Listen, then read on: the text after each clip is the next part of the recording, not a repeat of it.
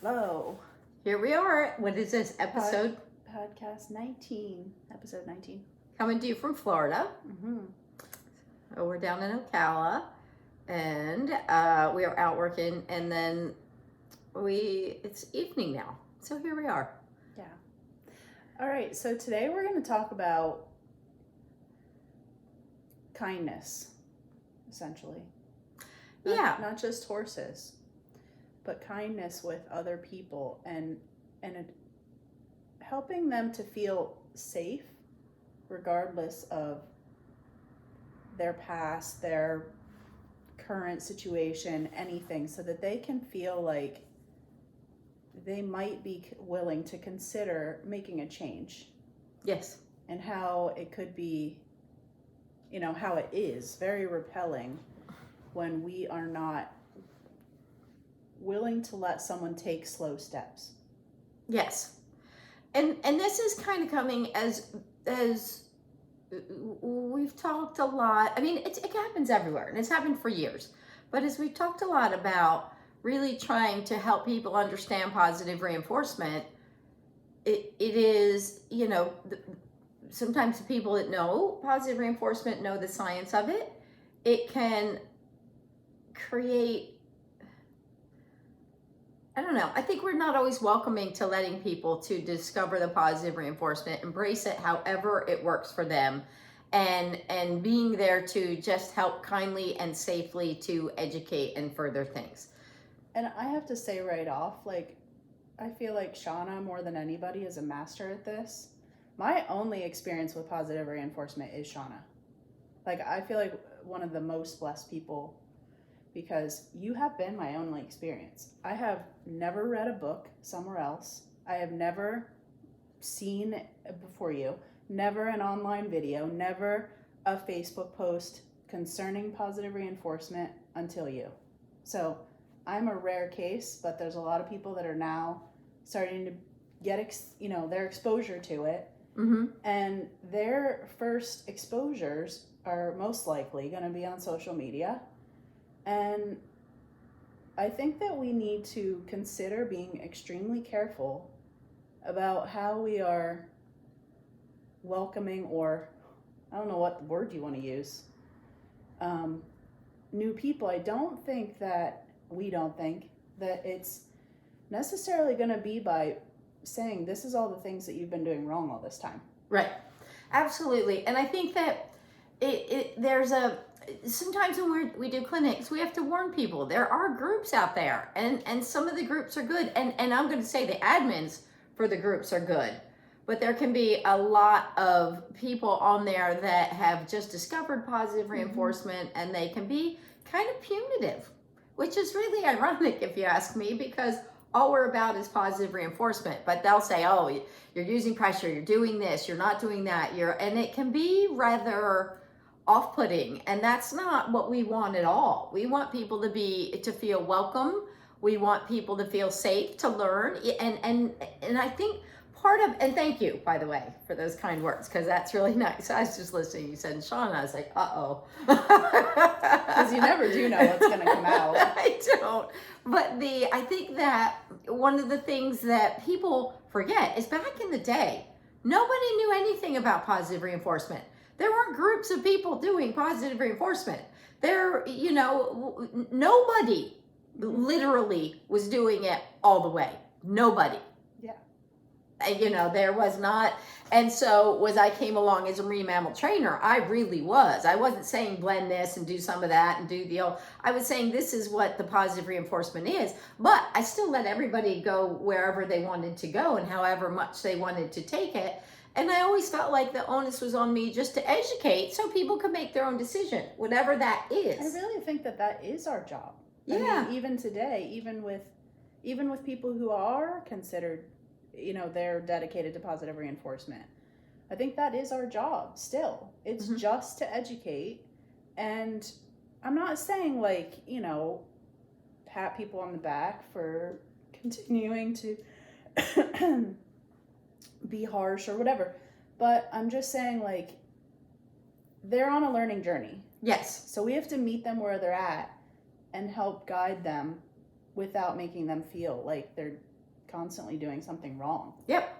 And I think what's important is, right, and just like with the horses, we would say, hey, well done, that little teeny tiny step in this direction. We don't get mad because they didn't do it, or we don't get saying more, better. We just say, hey, that's our starting point. That's where it is. And I think it's also important to say, we're also not saying that positive reinforcement is the only way and we're out to convert the whole world to our way, or, I mean, and that kind of, it's just to say, hey, there's a science here that is oftentimes, and we've heard this from a number of people, even people that are much higher up in this industry, not just hunter jumpers, I'm talking international organization, and saying that the science is really, the concept of the science is really off-putting for a lot of people, even though it is the science. So, and they're already using part of the science. When we're using traditional training, we are using operant conditioning. This isn't new. But the science can be rather off-putting, and whether it just feels so technical, I don't know. But what's really important is that the science actually follows common sense. So when you really think about it, and you understand why your horse is doing what they're doing, it's not a complicated process. We have little children. I remember working with little kids, like 6-year-old girl, and she was down in Mexico City, and she had a jumper, a horse, and she was phenomenal with it. Did she know any of the words? No. Did she know any of the science? No. She understood the concepts of the science, and so she could just take that, and it followed a certain common sense. So we don't need, I think it's important that we don't mushy up the vocabulary and the way that we use it. It's positive reinforcement is R plus, there's certain things that we don't want to get muddied, because I think it just makes it all more muddy. There's enough pseudoscience out there, but there's also a lot of practical application that needs to not be so dogmatic. Because it's not. For 30 years now, there's been things that I remember from first working with John and Beezy, and Beezy saying all those horses are remarkably better in the arena. Me going, great. I had no idea what that was about, but I could see it over and over and over and over and over. So there's so much of the science that has not been proven, and nobody can study all the things. The science is the proven parts, but we're learning more all the time. Yeah. So it's this kind of opening up that we're starting to learn more about the neuroscience, and it is not black and white. No. It is not black and white anywhere. Operant conditioning and classic conditioning, we can't pull them apart. There's a lot of things that are like that have been, we're discovering more all the time, but. And then you have the fact that every single horse is such an individual and brings their genes to the equation and all those things, and I think not sometimes Levi genes. I think sometimes it can be hard to. Well, now you made me lose my train of thought. They're bringing their genetics. Yes. And individuals. Yes. Sometimes I think we can get so wrapped up in the science, and it's got to be kind of ABC, that we forget the practicality of it. And the fact that horses are an individual, and then we are at risk of perhaps not seeing really important things. Yes. I think that's hugely important. Is it that what this is about is the study of one. Mm-hmm. That's what it is. That's Dr. Susan Friedman, and I love that. It is the study of one. So we bring our horse out to do something. I don't care what the book says. Mm-hmm. Your horse is going to give you all the information you need if you can notice those little nuances. You can notice that chin's pointy and the eye, all those little pieces that are loud and clear communication of that individual. And that's the thing. Behavior analysis is the study of that one individual. They didn't read the book. They may not fit into the book's theories, and so we need to, as far as we're understanding the principles, we then have to look and say, okay, but now, as we have this individual, what do we do to help this individual? And there's so many areas in there that it is so much art. It is not black and white. There are people that are really, really good at teaching the science. Yeah.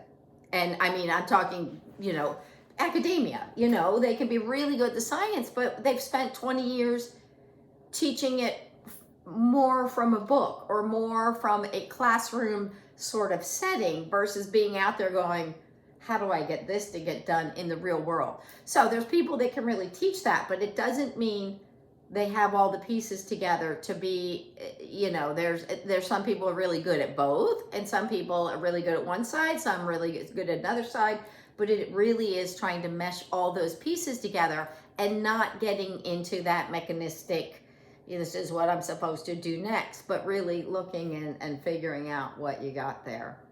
So it's super exciting, but it can be super daunting. Mm-hmm. And that is not what we want at all. And I think one of our biggest bottom lines here is, it seems like lately we've heard a lot of talking and vocabulary that feels divisional.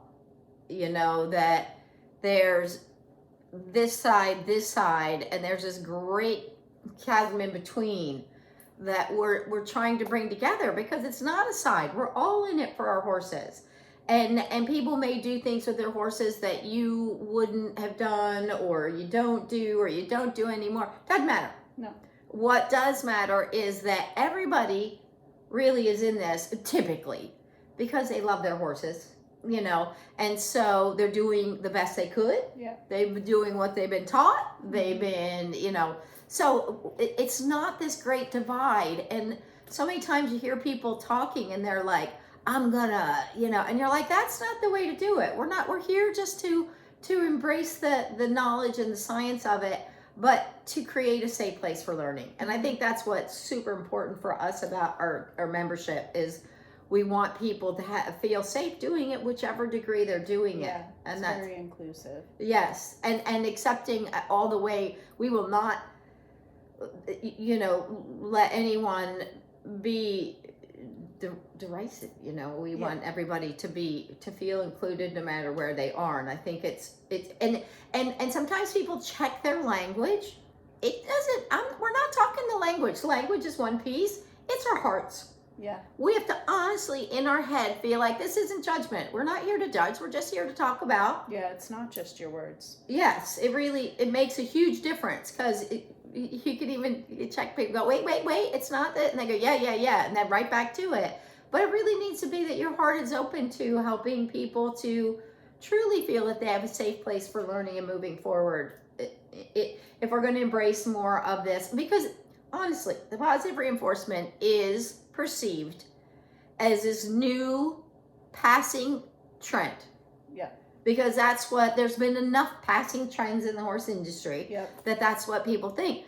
But the truth is, it is not a passing, it's the science. It is the same science that traditional training is based in. Yep. All of the pressure and release is all negative reinforcement. And I know negative draws up this kind of emotional response. It just means subtraction. That's all it means. I put that in my original book 30 years ago. Or 25 years ago, whatever, it was just simply a subtraction of something that increased the frequency of behavior. You're using the same science. It is no passing fancy. We've just introduced to the horse world the other side of that coin as another option of things that we can do and things to consider when we consider motivation. Which was going on at the beginning of time. Yeah. Had we been utilizing it and had we really understood it. Yes. And to try to put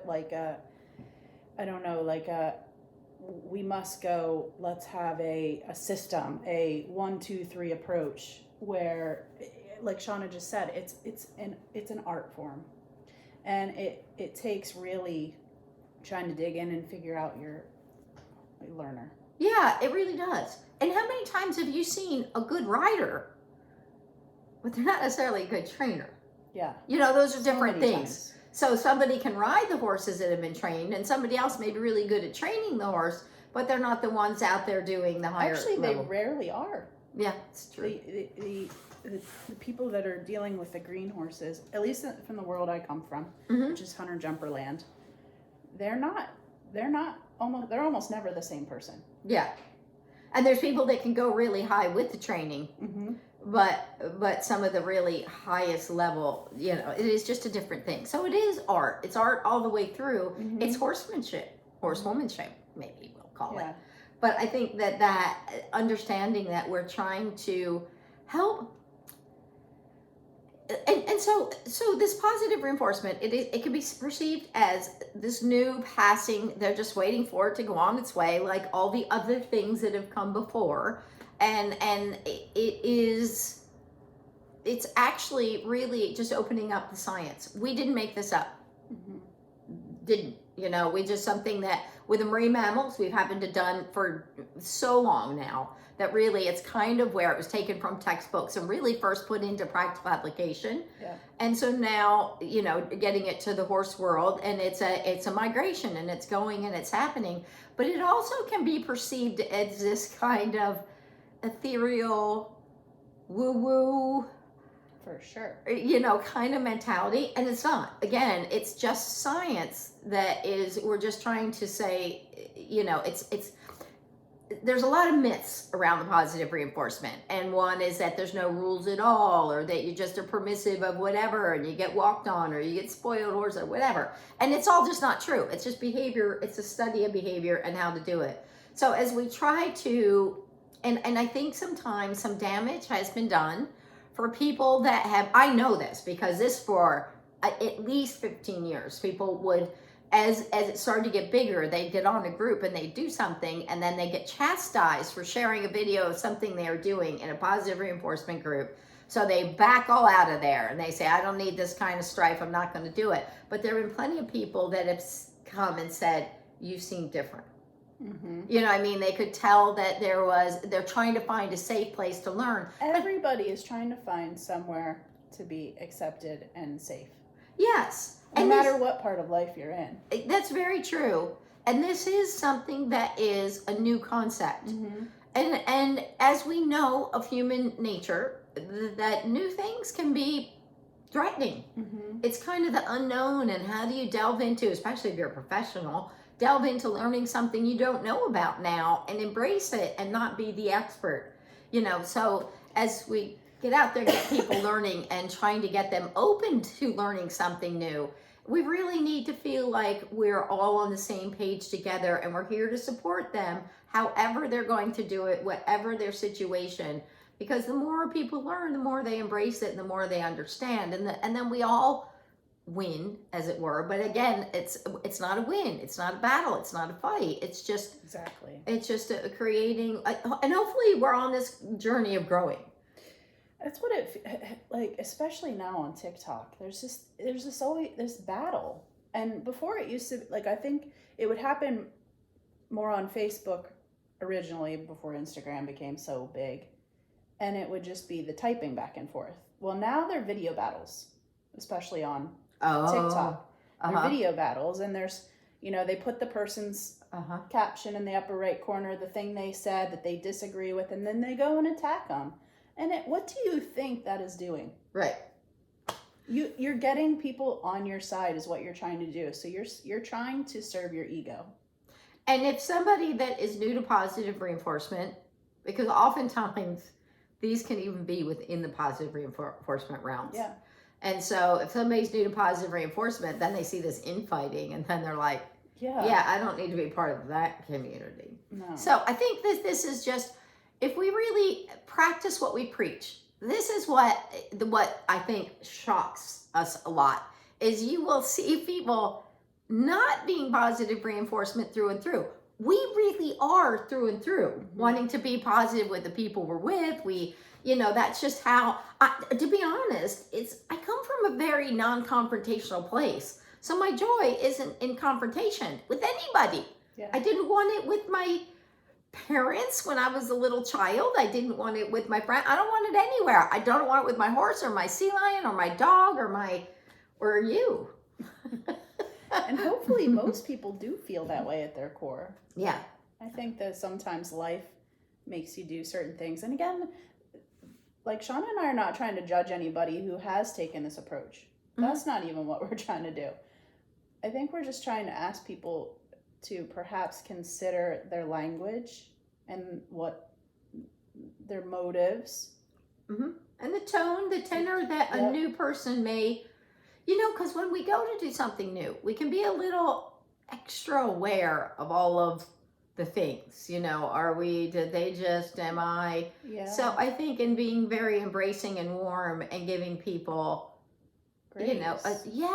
a grace and a chance to really want to learn and to dive into something new. I'll tell you what, if I had been introduced to it the way I think some people are now being introduced to it, I'd have been out right away.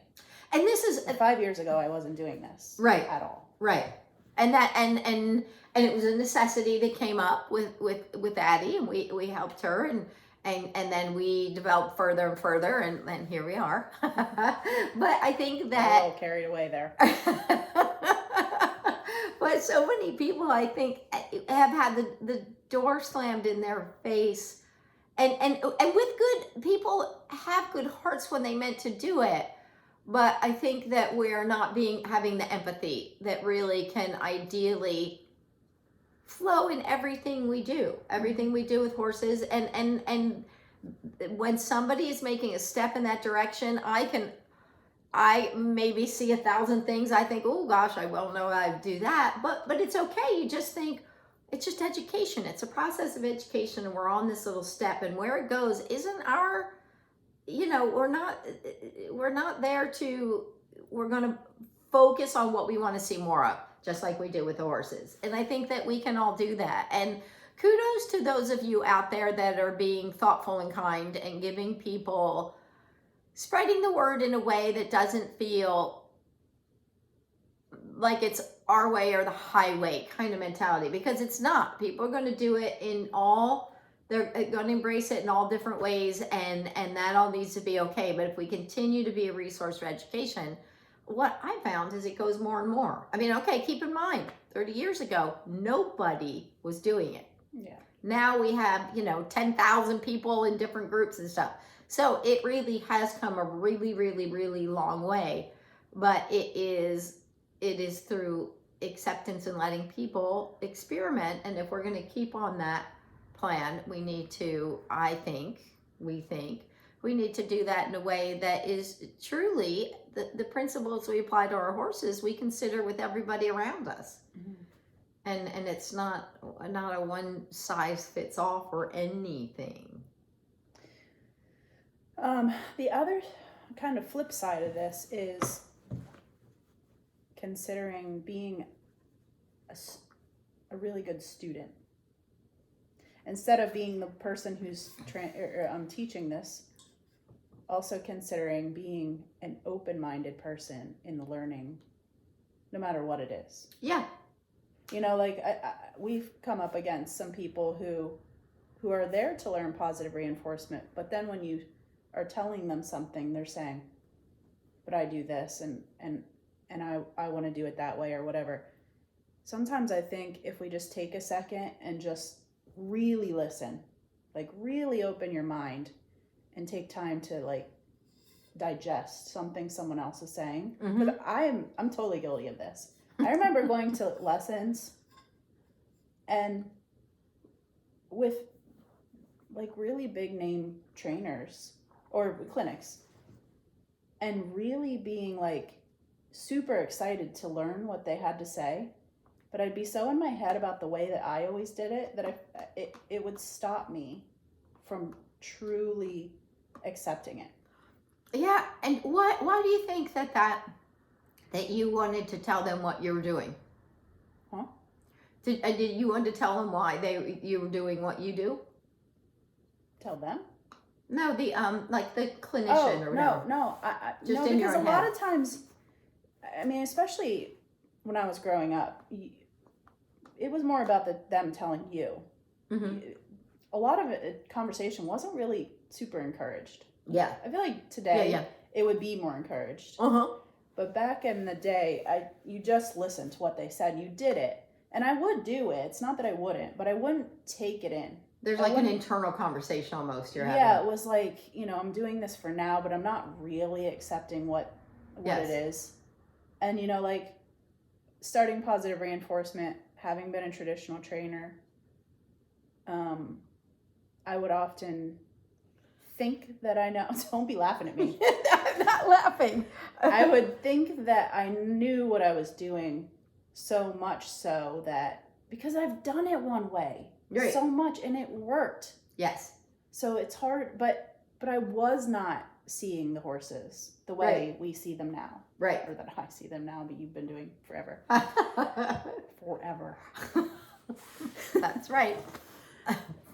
Yes. So, for me, there's like a huge ethical shift Yes. that I still want to be able to, I want my horses to participate with me and want to do what we're doing and not just do it because I said so.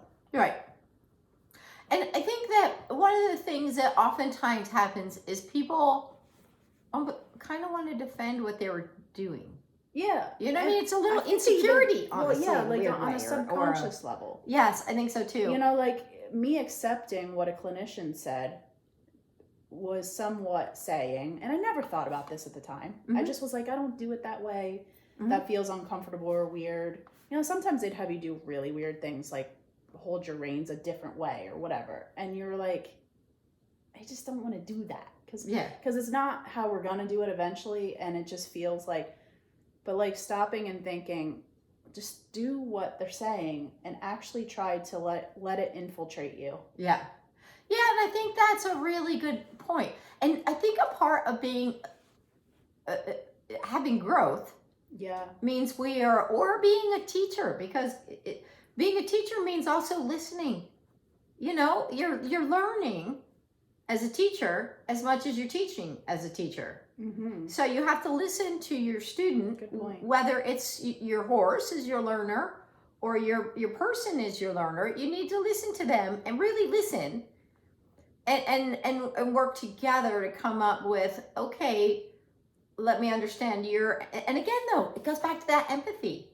If we have empathy and stop trying to be the dictator, we have a tendency, we're not trying to be the know-it-all. There's plenty of clinics we go to, people like, I have this, and we're like, okay, well, let's try something else. I mean, I never feel like we have all the answers. We'll come up with something, you know what I mean? Like we're here and we're listening and we're going to do this and we're going to figure it out, but we don't feel like we have all the answers, and we're not, it's just up to us together, meaning me and Jesse, but also us and whoever we're teaching, to come up with a solution. So it's not a know-it-all is not a good teacher or a good student. No. You know what I mean? So it all comes down to ego.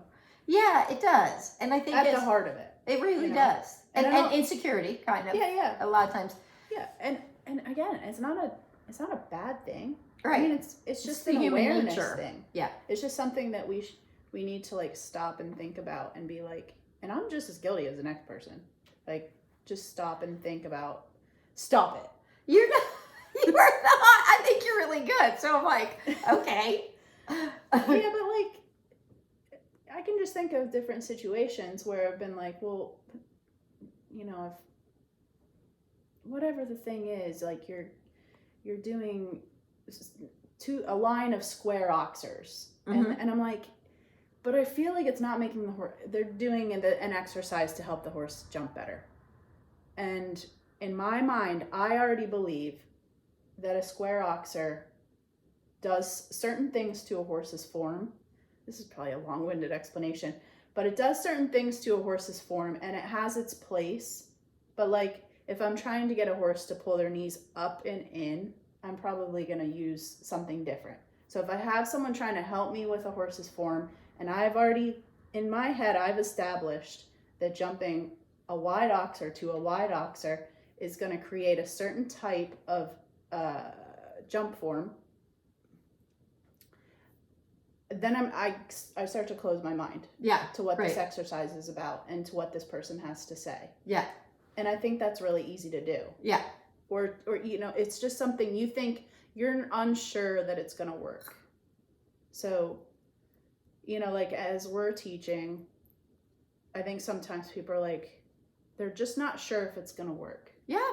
They're just not, because they haven't been to the other side of it yet. Yep. I agree. I think I think trusting the positive reinforcement training is a big challenge, because I came into it as Marie Montreal. I'm like, it works. I know it works. I'll figure it out. And so I never had that doubt. Yeah. But I think when somebody has a long-standing reinforcement history with doing things one way, and the higher up you get with the people, the more success they've had with the way they've been doing it. So you need to let them figure it out themselves. But also there's a certain amount of trust that they haven't done it this way. And so to get them to try it they need to be open enough to go, okay. And a lot of times, really, we've talked about where we get is when people have been like, they're like, I'll do whatever. I've tried all the stuff I know. Yeah.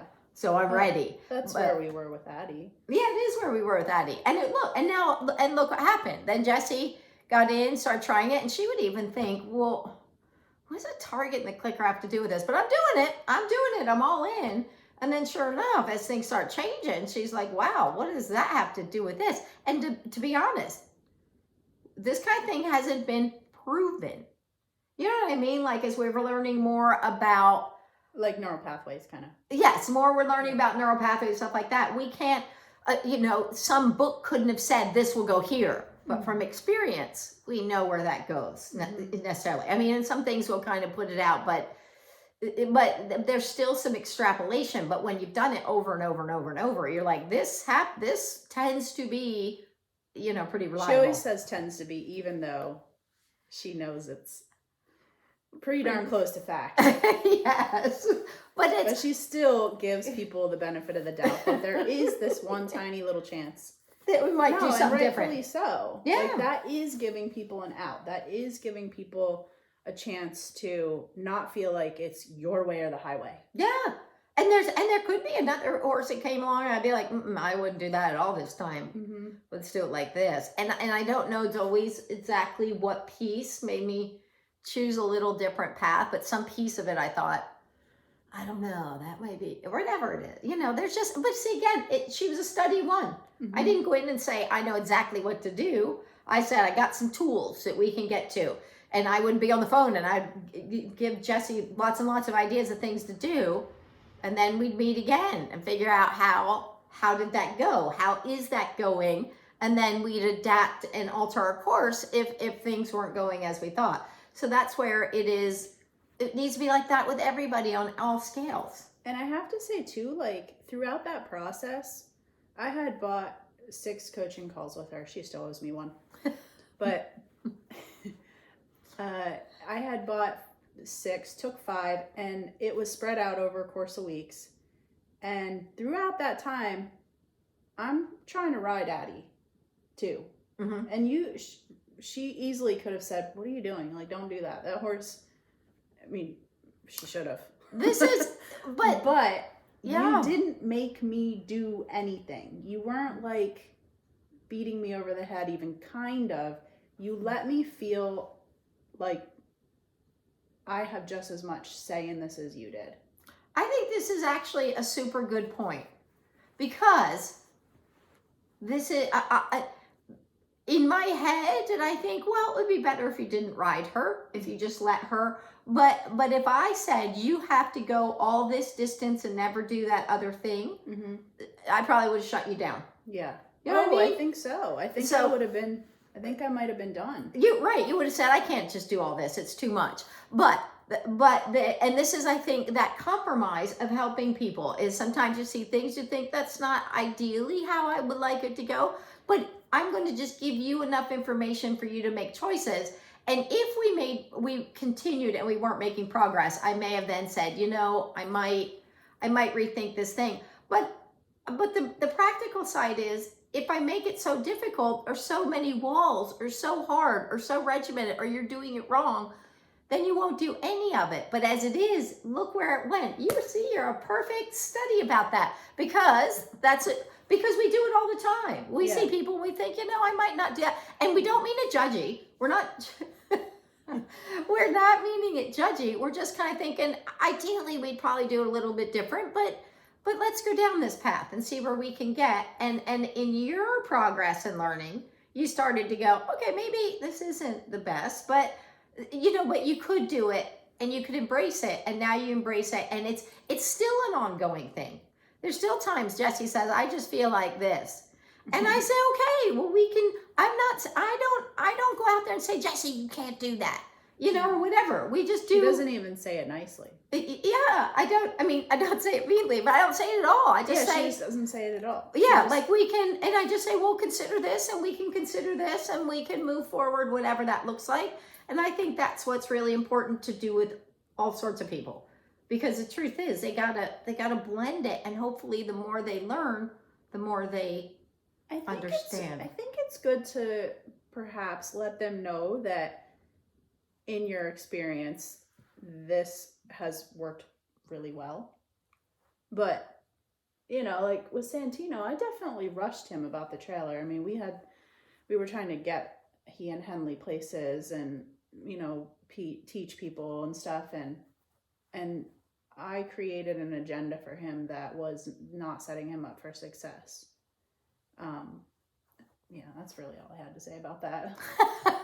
But the part is, I trust you to try things and know that you're going to kind of figure things out. And the truth is, I'm going to learn more about what you're thinking and what you're doing, and did that work, did that not work, or what was, you know, because I don't say I have all the answers. I have my set of experience. Yeah. And I have the science, but again, science, nobody's run into all of these. When you get to the practical side of things, it's a whole different thing. Yeah. Working with 5 horses and working with 2,000 horses makes a very different set of experiences. Oh yeah, for sure. So when you get out there and you're dealing with people, it's you know, as much as the book says this or this, you kind of go, okay, well, in the real world, how do we work with it?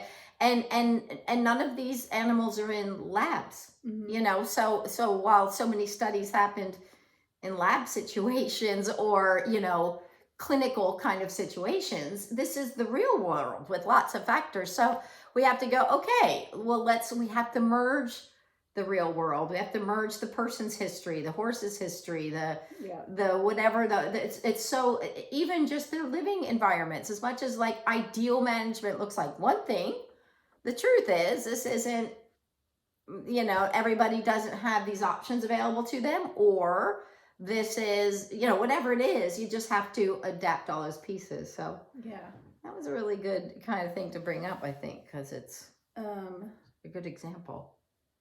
Yeah, and I think too, like, just if you're a student and you're learning this or whatever it is that you're learning, just not being afraid to ask people who do have the experience, you know? There's people who are doing it professionally, who are working with hundreds and hundreds of horses. They don't have just this small cluster of horses that they're working with. And you can be working with a real small amount of horses and be espousing all kinds of science and be correct about that science. But just making sure that whoever it is that you do go to for whatever kind of training is someone who has a lot of experience for getting help. Yeah. And it doesn't mean that they're going to necessarily be right. You may only be able to take certain parts from them, but trying to choose help from someone who has been out there doing it. Yes. And not from someone who's just talking about it. I think that's an important piece now, because now, okay, so once upon a time, positive reinforcement, nobody knew anything anyway. You know what I mean? Like, you know, I was one person. Vincent and I were one little unit out there for a long time. And then people started to get more on board with it, because some of the early stuff wasn't really a combo. But now there's lots and lots and lots and lots and lots and lots and lots of people hanging their shingles as positive reinforcement people. And that doesn't mean that everybody's good or everybody's bad. Yeah, and everybody has to start somewhere. Yes, so everybody has to start somewhere. That's not a discouragement either. Yes. We want people to because the more the merrier. And do it, honestly, and grow and spread. Like, we've got millions of people. That's amazing to be able to work with. Yes, and I think that but it is a point of trying to discern. Just because somebody says that, what is that actually? You know, is that what is that for you? Is that the right combination? So just being kind of aware that there's a lot of enthusiastic people out there that really want to share the word of what they've learned. And so we're saying that's not a bad thing. That's a good thing. It's just, figuring out the right combo for you, because but really, I think the bottom line is trying to say, hey, everybody, let's be encompassing and embracing and open and not being harsh and critical, and just like with the horses, we don't focus on what we don't want, we focus on what we do want. So we don't go saying don't. We say yes, yes, yes, yes, yes to the pieces we like. And sometimes, you'll see something and you'll think, okay, well, let me just educate in general about the concepts of that. And just think of how we all, if you have someone who's always correcting you and that person walks in the room, what do you want to do? Sit up, kind of, or go walk away. Yes. Yeah. You're like, uh-oh. It's not attractive. It's not joyful. It's repelling. Mm-hmm. Oh, and that's that's really important part of the training is the positive reinforcement. This is what we do with the horses. It becomes very attractive. Yes. You know what I mean? Like where they're like, hey, and all of a sudden, yay, I feel really encouraged and good and happy, as opposed to, oh no. Because again, when we keep practicing more and more with the negative reinforcement, we do get them stronger and stronger at avoiding and escape and avoidance. So it is. Yesterday we were working with a little guy who we had worked with. Oh, we didn't work with him yesterday. We just saw him. Yeah. But we were working with him, anyway, last year we were working with him, and he's come such a long way in a year. Like just walking in the barn and seeing him in the stall, and his way that he was really connecting with people and wanting people to be, and just like complete eye contact, and just it was really, really nice to see. Yeah. And that's a potential Grand Prix dressage horse, very upper level, nice horse. Yeah. So it's nice to see those changes. And again, that was somebody, somebody we worked with for the past couple of years, but in short bits, and then they kind of run with it. Mm-hmm. But it's their own version. Exactly. They do different things, and we're all good with that. And I think that is okay. Not everybody has to be just like us. That's one of the things you'll hear us say a lot at clinics is there's many roads to Rome. Yeah. We'll tell you why we choose to do the things we do, but it doesn't mean it's the only way to do it, and it just means that's what's worked for us. This is why there's thought behind it, but you can do it any way you want, that there's a lot of morphing that happens as people start down the positive reinforcement path. And then they kind of go a little here, a little there, a little here, until, they may take it all the way that, who knows where it all ends up, but it's your own individual journey. Yes. Whether you're a teacher or a learner or a rider or a trainer, whatever it is, it's your own journey. And we're here to work together. That's what this is about. There's the more the merrier, really. So there's lots of room for all of us to work together and to be supportive for one another. That's one of the things that you'll see sometimes is this kind of contentious, this or that. It's not like that. Yeah. It's all collaborative. It sure doesn't need to be. It doesn't need to be. Yeah. And, the other thing is finding these videos that are, well-known trainers and doing things that we wouldn't do, and then just attacking them. Yes, I think there needs to be awareness spread.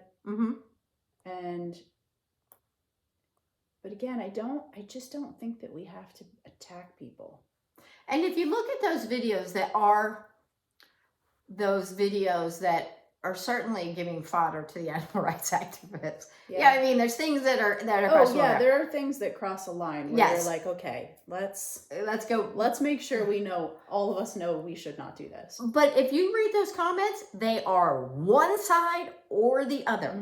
It's this very that they're either being villainized or they're being galvanized. You know what I mean? And really, the point is we just need to kind of realize, well, we can do things better, but it's still us wanting to be one.